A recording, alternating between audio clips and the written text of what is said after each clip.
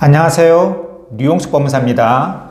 요즘에 부동산 가격이 많이 폭락하다 보니까 임대인이 세입자의 보증금을 돌려주지 못하고 개인회생에 들어가는 경우가 상당히 많은데요.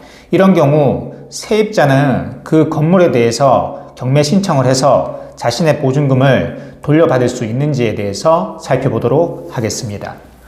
우선 임대인이 있고 임차인이 있는데 임대인이 개인 회생에 들어갔습니다. 이 개인 회생에 들어가면 개인 회생이랑 상관없이 우선적으로 보호받는 사람들이 있어요. 대표적으로 별채권자라고 합니다. 이 별채권자, 대표적인 별채권자가 근저당권자입니다. 그러니까 부동산의 근저당권자. 이 부동산의 근저당권자는 임대인이 개인회생에 들어간다고 하더라도 이 근저당권자의 채무는 탕감받을 수 없습니다. 그래서 근저당권자는 개인회생 인가 결정이 떨어지면 바로 이 부동산에 대해서 경매 신청을 해서 자신의 돈을 받아갈 수가 있습니다. 못 받은 돈은요, 그거는 개인회생으로 해결이 됩니다. 근데 보통 1순위 근저당권자는 이런 것까지 다 감안을 해서 근저당을 설정을 하기 때문에 거의 뭐 다 받아간다고 보면 돼요. 그럼 임차인은요, 이 부동산에 새들어 있는 임차인의 보증금은 보호가 되느냐? 예, 보호가 됩니다. 어떻게 보호가 되느냐?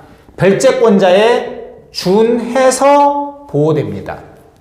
준해서 보호되기 때문에 이 보증금에 대해서도 만약에 근저당권자가 이 부동산에 대해서 경매 신청을 하고 그 순위대로 자신의 보증금을 다 받아갈 수 있습니다. 못 받는 돈은요, 그 돈은 날아가는 거예요.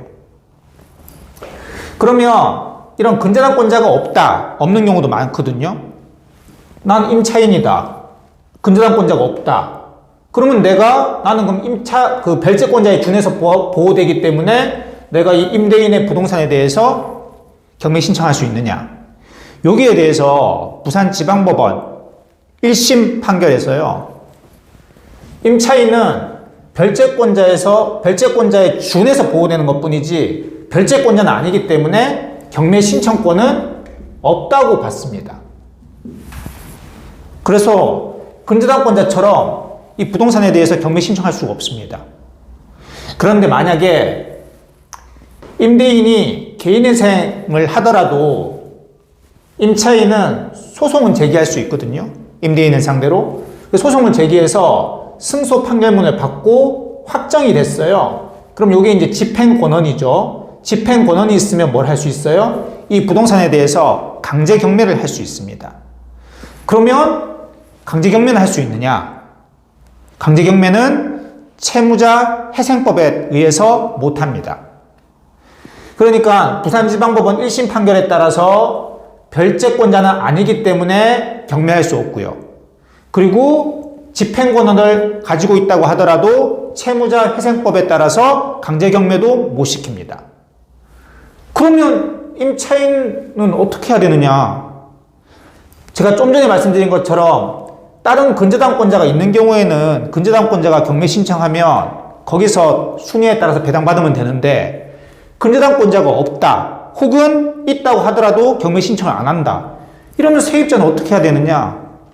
면책될 때까지 기다리는 수밖에 없어요. 임대인이 3년에서 5년 동안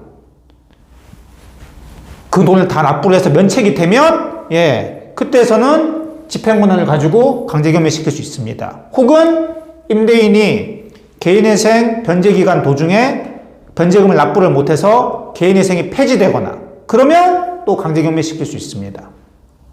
근데 그러지 않고서는 임대인이 정상적으로 변제금을 납부를 한다면 면책될 때까지 아무것도 못하는 거예요. 그래서 너무 임차인에게 불리해요. 아니, 지금 다른 데로 나가야 되는데 울며 겨자 먹기로 계속 있어야 되잖아요. 그래서 대법원의 결단이 필요합니다.